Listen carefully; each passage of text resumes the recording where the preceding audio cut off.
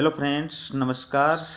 आज मैं आपके लिए लेकर आया हूँ चीन के संविधान का टॉपिक है न्याय व्यवस्था और चीन का साम्यवादी दल। सबसे पहले न्याय व्यवस्था के क्वेश्चन देखिए।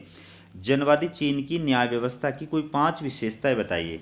तो साम्यवादी वैधानिकता का सिद्धांत, न्यायपालिका पर साम्यवादी दल का नियंत्रण, लोक उत्तरदायित्व का सिद्धांत, न्यायाधीशों का निश्चित काल के लिए निर्वाचन और न्यायिक पुनर्विलोकन का अभाव। तो साम्यवादी वैधानिकता का सिद्धांत क्या कहता है कि चीन में कानून ऐसा होना चाहिए जिससे साम्यवाद की जड़ें मजबूत हो, चाहे इसके लिए व्यक्ति को पूरी तरह से राज्य के अधीन ही क्यों न बना दिया जाए। इसी वजह से चीन की न्याय व्यवस्था में प्राकृतिक कानूनों या फिर राज्य के विरुद्ध सुरक्षा का जो व्यक्ति का अधिकार होता है वैसी धारणा का इस्तेमाल नहीं किया गया है। इसी प्रकार से वहाँ पर न्यायपालिका पर साम्यवादी दल का नियंत्रण स्थापित किया गया है कि न्यायाधीश जो होते हैं वो साम्यवादी दल के सदस्य होते हैं। और लोक उत्तरदायित्व का सिद्धांत मतलब कि वहाँ पर जो न्यायालय होते हैं, चीन के अंदर जो जन न्यायालय हैं, वो प्रत्येक स्तर पर जो जन कांग्रेस होती है, जन विधान कांग्रेस होती है, जिनको जन विधानमंडल भी बोलते हैं, जन कांग्रेस भी बोलते हैं, उनके प्रति उत्तरदायी होते हैं। और उन्हीं के जन कांग्रेसों के द्वारा ही तो न्यायालयों के न्यायाधीशों की नियुक्ति की जाती है। प्रत्येक स्तर पर उन्हीं के द्वारा उनको उठाया जा सकता है। फिर है न्यायाधीशों का निश्चित काल के लिए निर्वाचन, यानी जैसे बाकी देशों के अंदर न्यायपालिका के जो न्यायाधीश होते हैं उनका कार्यकाल निश्चित होता है कि जैसे 60 वर्ष है, 62 वर्ष है, 65 वर्ष है या 70 वर्ष है या जीवन पर्यंत। लेकिन चीन के जो जनवादी न्यायालय के जो न्यायाधीश हैं उनका कार्यकाल 5 साल होता है। और न्यायिक पुनरावलोकन का अभाव, यानी चीन का जो सर्वोच्च न्यायालय है उसको न्यायिक पुनरावलोकन की शक्ति प्राप्त नहीं है। राज्य परिषद और जनवादी जो चीन की व्यवस्थापिका राष्ट्रीय जनवादी कांग्रेस उसके कानूनों को अवैध घोषित नहीं कर सकता है। अगला क्वेश्चन देखिए, चीन के न्यायालय के संगठन के बारे में बताइए। तो संविधान के अनुसार चीन के जनवादी गणराज्य में 3 प्रकार के न्यायालय हैं: सर्वोच्च जन न्यायालय, स्थानीय जन न्यायालय और विशेष जन न्यायालय। जनवादी चीन में प्रत्येक वर्ग के न्यायालय का अपना एक अध्यक्ष होता है जिसका कार्यकाल 5 वर्ष होता है। और सभी स्तर के जन न्यायालय अपने स्तर की जन कांग्रेस और उसकी स्थायी निकाय के प्रति उत्तरदायी होते हैं। अगला क्वेश्चन देखिए, सर्वोच्च जन न्यायालय पर टिप्पणी कीजिए। तो सर्वोच्च जन न्यायालय चीन का सबसे बड़ा न्यायालय है जिसमें एक अध्यक्ष, उपाध्यक्ष तथा अन्य न्यायाधीश होते हैं। सर्वोच्च न्यायालय या सर्वोच्च जन न्यायालय के अध्यक्ष का निर्वाचन 5 वर्ष के लिए राष्ट्रीय जन कांग्रेस द्वारा किया जाता है। वहां पर व्यवस्थापिका को राष्ट्रीय जन कांग्रेस कहा जाता है। और उपाध्यक्ष तथा अन्य न्यायाधीशों का निर्वाचन राष्ट्रीय जन कांग्रेस की स्थायी समिति द्वारा किया जाता है। न्यायाधीशों की संख्या संविधान द्वारा निश्चित नहीं की गई है। सर्वोच्च न्यायालय यानी सर्वोच्च जन न्यायालय राष्ट्रीय जन कांग्रेस और उसकी स्थायी समिति के प्रति उत्तरदायी होता है। चीन के सर्वोच्च जन न्यायालय की शक्तियां बताइए। तो पहला, सर्वोच्च जन न्यायालय को मौलिक क्षेत्राधिकार प्राप्त है जिसके तहत वह ऐसे अभियोगों की सबसे पहले सुनवाई करता है जिन्हें कानून और आज्ञाप्तियों द्वारा सबसे पहले सुनने की आज्ञा प्रदान की जाती है। दूसरा, उच्चतम न्यायालय तथा विशेष न्यायालयों के निर्णयों तथा आदेशों के विरुद्ध अपील और विरोध को सुनना। तीसरा, उच्चतम जनवादी प्रोक्यूरेटोरेट के द्वारा भेजी गई आपत्तियों और विरोध पर सुनवाई करना। जनवादी प्रोक्यूरेटोरेट क्या होता है, आगे की क्वेश्चन में बताया गया है। अधीनस्थ न्यायालयों के कार्यों की देखभाल करना। अगला क्वेश्चन है, प्रोक्यूरेटोरेट पद पर टिप्पणी कीजिए। तो चीन के वर्तमान संविधान के अनुच्छेद 130 के तहत सर्वोच्च जन प्रोक्यूरेटोरेट के पद की व्यवस्था की गई है।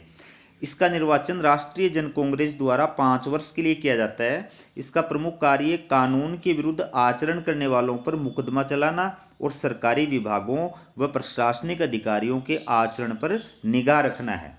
जनवादी चीन में स्थानीय जन न्यायालयों को कितनी श्रेणियों में बांटा गया, नाम बताइए। तो जनवादी चीन में स्थानीय जन न्यायालयों को 3 श्रेणियों में बांटा गया है: बुनियादी या मूल जन न्यायालय, मध्यवर्ती जन न्यायालय और उच्चतर जन न्यायालय। अगला क्वेश्चन है, जनवादी चीन के साम्यवादी दल की विशेषताएं बताइए। तो जनवादी चीन के संविधान द्वारा साम्यवादी पार्टी को संवैधानिक मान्यता प्रदान करना। फिर है साम्यवादी दल का ठोस एवं केंद्रीकृत संस्था होना। फिर है साम्यवादी दल की सदस्यता के नियमों का कठोर होना। फिर है जनवादी चीन की शासन व्यवस्था में साम्यवादी दल का सर्वोच्च स्थान होना। और फिर है साम्यवादी दल के उद्देश्यों का निश्चित होना। अगला क्वेश्चन है, चीन की शासन व्यवस्था में साम्यवादी दल की भूमिका स्पष्ट कीजिए। यही क्वेश्चन 5 नंबर के भी आ सकते हैं, यही क्वेश्चन 15 या 20 नंबर वाले हैं निबंधात्मक, वो भी आ सकते हैं। तो चीन की शासन व्यवस्था में साम्यवादी दल की भूमिका को निम्न बिंदुओं द्वारा स्पष्ट किया जा सकता है। चीन की राजनीतिक व्यवस्था में साम्यवादी दल को नेतृत्वकारी भूमिका प्रदान की गई है। दूसरा, साम्यवादी दल ही समस्त नीतियों का निर्माण करता है जिन्हें सरकार तथा सेना द्वारा क्रियान्वित किया जाता है। सभी प्रशासनिक निर्णय, चाहे वह राष्ट्रीय राजनीति से संबंधित हों या विदेश नीति से संबंधित हों, वह साम्यवादी दल के उच्चतम अंगों में ही निश्चित किए जाते हैं। और न्यायपालिका और सेना पर भी साम्यवादी दल का पूर्ण नियंत्रण रहता है। न्यायपालिका और सेना के सदस्य साम्यवादी दल के सक्रिय सदस्य होते हैं। अगला क्वेश्चन है, चीन के साम्यवादी दल के संगठन के विभिन्न स्तर बताइए। तो चीन में साम्यवादी दल का संगठन पिरामिड के आकार का है, जिसका आधार सेल है और शीर्ष पर पुलिस ब्यूरो स्थित है।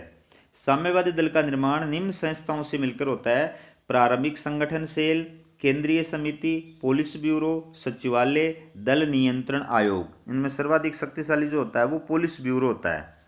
अगला क्वेश्चन है, चीन की शासन व्यवस्था के ऐसे लक्षण बताइए जिनके आधार पर इसे लोकतांत्रिक व्यवस्था कहा जाता है। तो पहला, नियमित रूप से चुनावों की व्यवस्था। दूसरा, कानून निर्माण और शासन के लिए लोकतांत्रिक संस्थाओं की व्यवस्था। तीसरा, चीन के संविधान में नागरिक अधिकारों और कर्तव्यों की घोषणा। चौथा है, जनवादी चीन में सर्वहारा वर्ग, कृषक, श्रमिक, बुद्धिजीवी तथा जनता के अन्य वर्गों को समुचित प्रतिनिधित्व है। और पांचवा, प्रत्यावहन यानी रिकॉल की व्यवस्था, यानी जनता द्वारा चुने गए प्रतिनिधि से अगर जनता संतुष्ट नहीं है तो एक निश्चित कार्यकाल के बाद में उनको वापस भी बुला सकती है। तो चीन की शासन व्यवस्था के ऐसे लक्षण बताइए जिनके आधार पर इसे अधिनायकवादी शासन कहा जा सकता है। तो पहला है, एकदलीय शासन व्यवस्था और साम्यवादी दल का सत्ता पर एकाधिकार। दूसरा, साम्यवादी दल का अत्यधिक कठोर और केंद्रवादी संगठन। फिर है, संविधान द्वारा प्रदत्त मूल अधिकार मात्र दिखावा। चौथा है, स्वतंत्र न्यायपालिका का अभाव। पांचवा, अंतर्राष्ट्रीय क्षेत्र में आक्रामक नीति।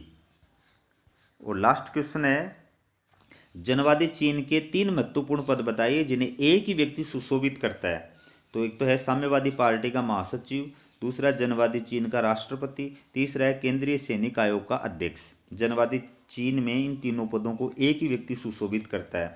जो साम्यवादी पार्टी का महासचिव होता है वही चीन का राष्ट्रपति बनता है, जो चीन का राष्ट्रपति होता है वही केंद्रीय सैनिक आयोग का अध्यक्ष होता है। तो दोस्तों, वीडियो कैसा लगा कमेंट करके ज़रूर बताएं। वीडियो पसंद आए तो लाइक और शेयर ज़रूर करें और चैनल को सब्सक्राइब करना ना भूलें। हमारा वीडियो देखने के लिए बहुत बहुत धन्यवाद।